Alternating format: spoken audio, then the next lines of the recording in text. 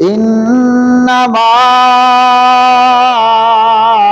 یرید اللہ لیذہب عنکم الرجس اہل البیت ویطہرکم تطہیرا۔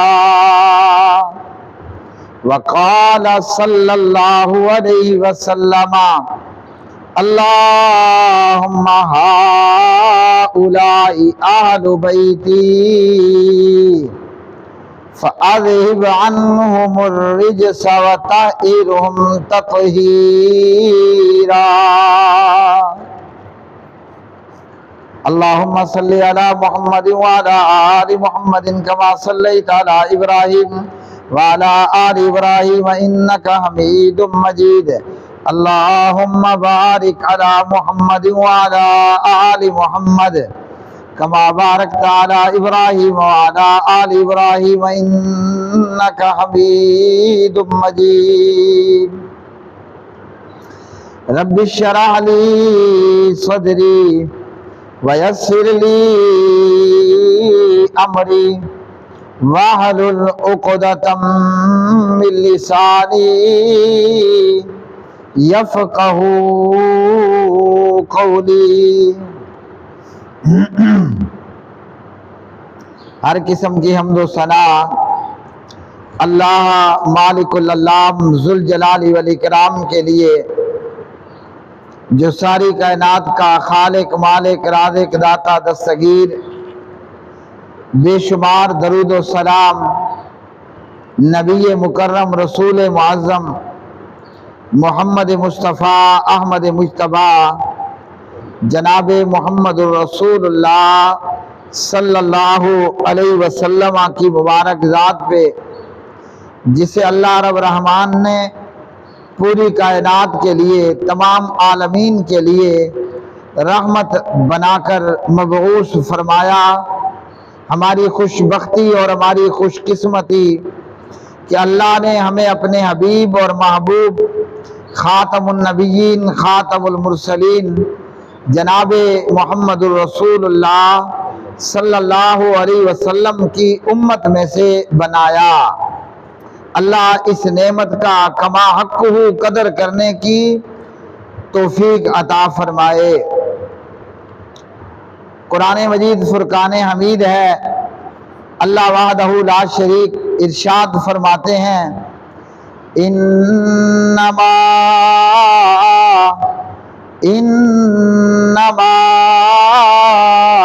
یرید اللہ لیذہب عنکم الرجس اہل البیت ویطہرکم تطہیرا۔ اللہ سبحانہ و تعالیٰ یہ چاہتا ہے کہ وہ تم سے گندگی کو دور کر دے اے اہل بیت نبوت، اور تمہیں بالکل پاک صاف کر دے۔ سورۃ الاحزاب سورت نمبر 33 آیت نمبر 33۔ محرم الحرام آمد ہے، اور یہ اسلامی سال کا پہلا مہینہ ہے، اور حرمت والے مہینوں میں سے بھی محرم الحرام ایک مہینہ ہے۔ اسلام امن کا دین ہے، اور اسلام سلامتی کا دین ہے۔ اسلام مسلمانوں اور اہل ایمان کے لیے بھی سلامتی کا دین ہے۔ اسلام کافروں کے لیے بھی سلامتی کا دین ہے، اپنوں کے لیے بھی سلامتی کا دین ہے، اور پرایوں کے لیے بھی سلامتی کا دین ہے۔ دوستوں کے لیے بھی اسلام امن کا پیغام دیتا ہے، اور اسلام دشمنوں کے ساتھ بھی امن امان کا رکھ رکھاؤ کا اور بھائی چارے کا پیغام دیتا ہے، کتاب و سنت قرآن و حدیث کی روشنی میں۔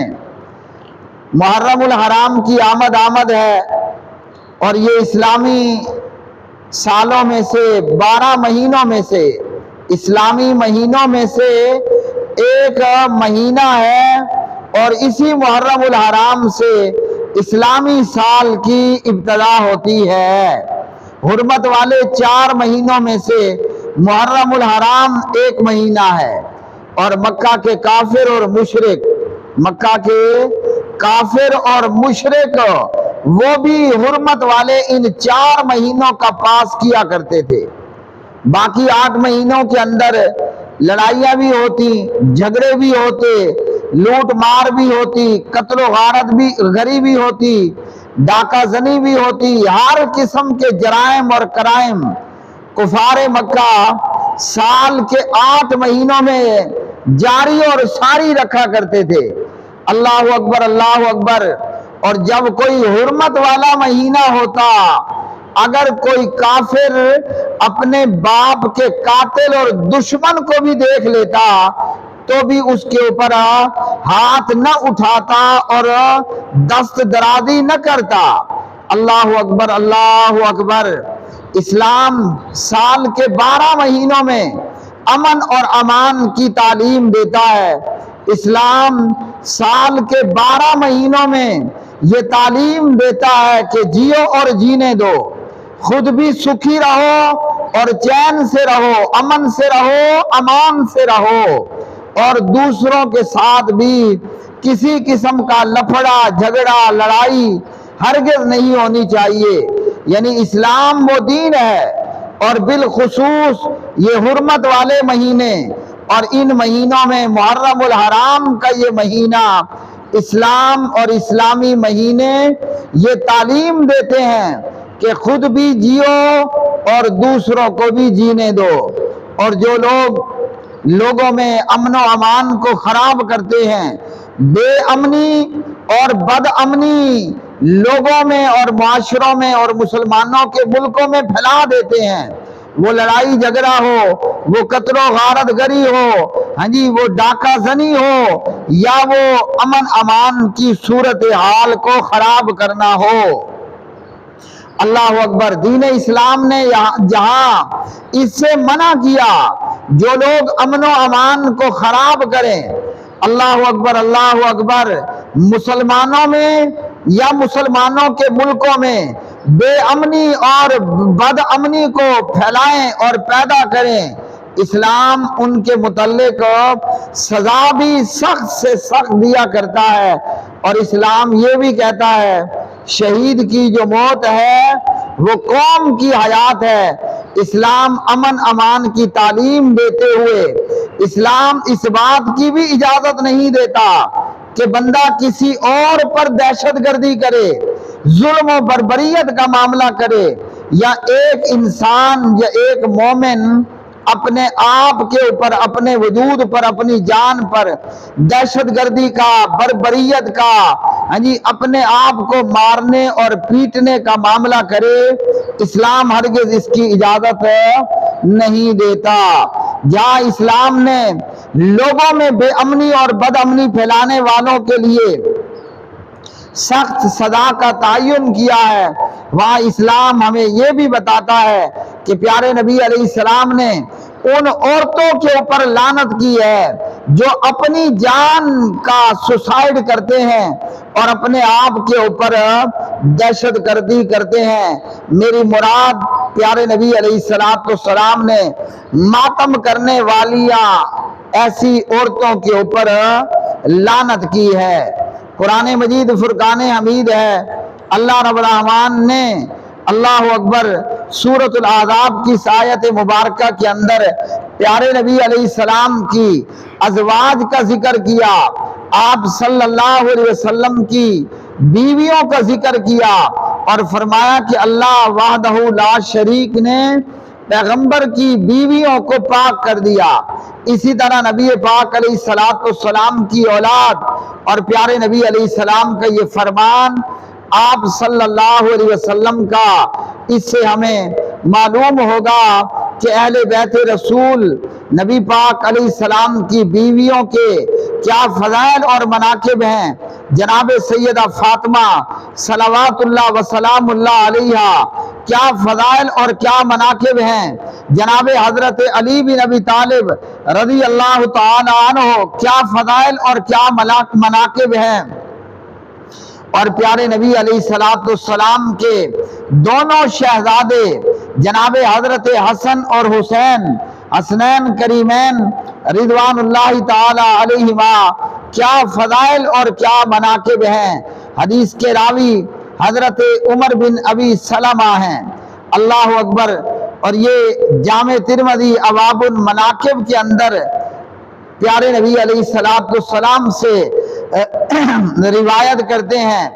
عمر بن ابی سلمہ کہتے ہیں کہ نازلت هذه الآیۃ علی النبی صلی اللہ علیہ وسلم، جب پیارے نبی علیہ السلام پر سورۃ الاحزاب کی یہ آیت نازل ہوئی، انما یرید اللہ لیذہب عنکم الرجس اہل البیت ویطہرکم تطہیرا، کہ اللہ نے پیغمبر کی بیویوں کو بالکل پاک اور صاف کر دیا ہے۔ کس بات سے؟ پاکی اور صفائی، کہ چاہے وہ برے اور گندے اخلاق ہوں، بری عادات ہوں، برے اعمال ہوں، اللہ نے پیغمبر کے اہل بیت کو صاف اور پاک کر دیا۔ اللہ اکبر، اللہ اکبر۔ اور جب یہ آیت نازل ہوتی ہے، عمر بن ابی سلمہ کہتے ہیں کہ پیارے نبی علیہ السلام اپنی زوجہ اور مومنوں کی ماں ام المومنین ام سلمہ رضی اللہ تعالی عنہا کے گھر میں تھے۔ جب یہ آیت نازل ہوئی، پیارے نبی علیہ السلام نے جناب حضرت فاطمہ رضی اللہ تعالی عنہ کو طلب کر لیا، اور اسی طرح جناب حضرت حسن اور حسین کو بھی بلا لیا۔ اللہ اکبر۔ اور آپ صلی اللہ علیہ وسلم نے انہیں اپنی چادر کے اندر کر لیا، اور آپ صلی اللہ علیہ وسلم کی پیٹھ پیچھے جناب حضرت علی بھی موجود ہیں۔ تو پیارے نبی علیہ السلام نے سیدہ فاطمہ اپنی لخت جگر کو، اور آپ صلی اللہ علیہ وسلم نے اپنے دونوں نواسے جناب حضرت حسن اور حسین کو، اور اپنے داماد جناب حضرت علی کو آپ صلی اللہ علیہ وسلم نے ایک چادر میں لیا، اور اللہ ذوالجلال کے آگے دعا گو ہوئے، اللہم ہؤلاء اہل بیتی، اے اللہ یہ بھی میرے اہل بیت ہیں۔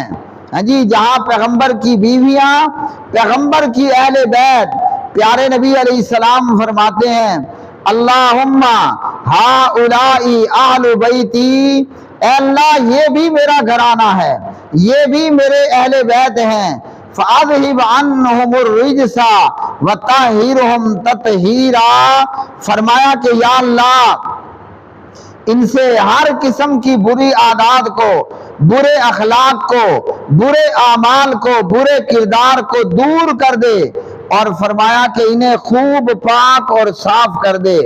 تو جہاں پیغمبر کی بیویاں وہ پیغمبر کی اہل بیت اور پاک اور صاف، اور مومنوں کی مائیں، وہاں جناب حضرت علی بن ابی طالب رضی اللہ تعالی عنہ کی فضیلت معلوم ہوئی، حسنین کریمین کی فضیلت معلوم ہوئی، حضرت سیدہ فاطمہ صلوات اللہ وسلام اللہ علیہا کی فضیلت معلوم ہوئی۔ اور پیارے نبی علیہ السلام نے اپنے اہل بیت کے تعلق سے ایمان والوں کو کیا نصیحت کی تھی اور کیا وصیت کی تھی، کہ اہل بیت کا مقام، نبی کی بیویاں، نبی کے داماد اور نبی کے یہ نواسے کتنا بڑا درجہ رکھتے ہیں، کس قدر ان کا مقام ہے، رتبہ ہے اور شان ہے۔ جناب حضرت جابر بن عبداللہ رضی اللہ تعالی عنہ روایت کرتے ہیں، جامع ترمذی کے اندر حدیث نمبر 3786، رأیت رسول اللہ صلی اللہ علیہ وسلم، رأیت رسول اللہ صلی اللہ علیہ وسلم، جابر بن عبداللہ رضی اللہ عنہ کہتے ہیں میں نے پیارے نبی علیہ السلام کو دیکھا، فی حجتہ یوم عرفہ، فی حجتہ یوم عرفہ وہو علی ناقتہ، جابر کہتے ہیں کہ یوم عرفہ کے دن جب پیارے نبی علیہ السلام حج کے موقع پر عرفات کے میدان میں ہیں، اور آپ علیہ السلام اپنی اونٹنی کے اوپر سوار ہیں۔ آپ صلی اللہ علیہ وسلم نے لوگوں سے خطاب فرماتے ہوئے فرمایا، یا ایھا الناس، اے لوگو، اے کلمہ پڑھنے والوں، اے مسلمانوں اور اے مومنوں، انی قد ترکت فیکم ما ان اخذتم بہ لن تضلوا۔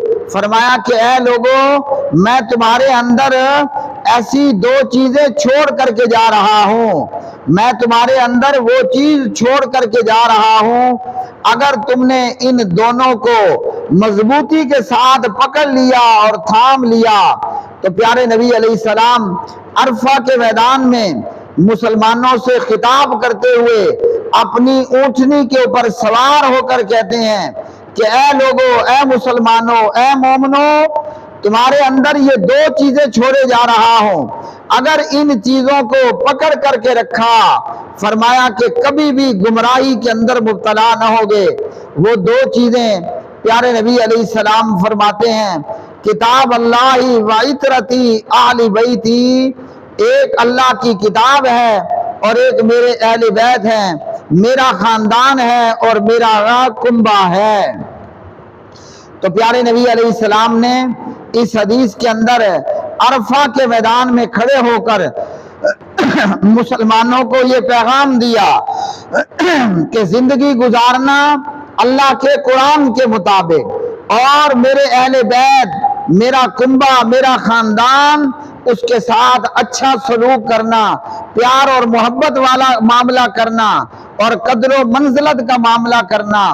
لیکن نامراد اور بدنصیب لوگوں نے اللہ کے قرآن کو چھوڑا، وہیں نبی کے اہل بیت کے ساتھ بھی برا کیا۔ کسی ظالم اور بے وقوف نے یہ کتاب لکھی کہ اللہ کے قرآن کو تبدیل کر دیا گیا، یعنی قرآن کو بھی چھوڑ دیا اور نبی کے اہل بیت کے ساتھ بھی کلمہ پڑھنے والوں نے کرب و بلا کو وقوع پذیر کیا۔ تو اللہ کے قرآن کو چھوڑنے کی بدولت کہ نعوذ باللہ قرآن تبدیل کر دیا گیا، اور نبی کے اہل بیت کو بلا کر نبی کے اہل بیت سے بے وفائی، اللہ اکبر، دنیا بھی برباد اور آخرت بھی برباد۔ تو پیارے نبی علیہ السلام نے فرمایا کہ تمہارے پاس اللہ کا قرآن چھوڑے جا رہا ہوں، زندگی قرآن کے مطابق گزارنا اور میرے اہل و بیت کی عزت اور عفت کا خیال کرنا، قدر و منزلت کا خیال کرنا، دنیا میں کبھی بھی گمراہ نہ ہوگے۔ تو جس نے اللہ کے قرآن کو چھوڑ دیا اور نبی کے اہل بیت کو بلا کر بے یار و مددگار چھوڑا، ان کی دنیا بھی برباد ہوئی، ان کی آخرت بھی برباد ہوئی۔ صحیح بخاری ہے، کتاب فضائل اصحاب النبی صلی اللہ علیہ وسلم، باب مناقب الحسن والحسین۔ آپ صلی اللہ علیہ وسلم سے جناب حضرت عبداللہ بن عمر رضی اللہ تعالی عنہما روایت کرتے ہیں، حدیث نمبر 3753، پیارے نبی علیہ السلام نے ایک موقع کے اوپر فرمایا، ہما ریحانتایا من الدنیا۔ اللہ کے پاک نبی صلی اللہ علیہ وسلم جناب حضرت حسن کے متعلق اور پیارے نبی علیہ السلام جناب حضرت حسین کے متعلق فرماتے ہیں کہ یہ دونوں میرے دنیا میں پھول ہیں خوشبودار۔ اللہ اکبر، جنت کے تو پھول ہیں ہی ہیں۔ پیارے نبی علیہ السلام نے فرمایا کہ میرے یہ دونوں نواسے حسن اور حسین یہ دنیا میں میرے خوشبودار پھول ہیں۔ تو پھولوں کے ساتھ پیار کیا جاتا ہے، نرمی اور ملائمی کا معاملہ کیا جاتا ہے، لیکن ظالم اور بدبختوں نے جناب حضرت حسن اور حسین کے ساتھ برا کیا اور زیادتی کی، اور جنہوں نے نبی کے نواسوں کے ساتھ زیادتی کی، اللہ نے ان کی دنیا بھی برباد کی اور اللہ سبحانہ و تعالیٰ نے ان کی آخرت کو بھی برباد کیا۔ پیارے نبی علیہ السلام کا امت سے تقاضا یہ ہے اور امت کے لیے پیغام یہ ہے کہ اگر گمراہی سے بچنا چاہتے ہو، دنیا کی زندگی باعزت گزارنا چاہتے ہو، آخرت کے اندر اللہ کی جنتوں کا حصول چاہتے ہو تو زندگی گزارنا اللہ کی کتاب قرآن مجید کے مطابق اور اہل بیت کے گن اور گیت گاتے ہوئے۔ اقول قولی ھذا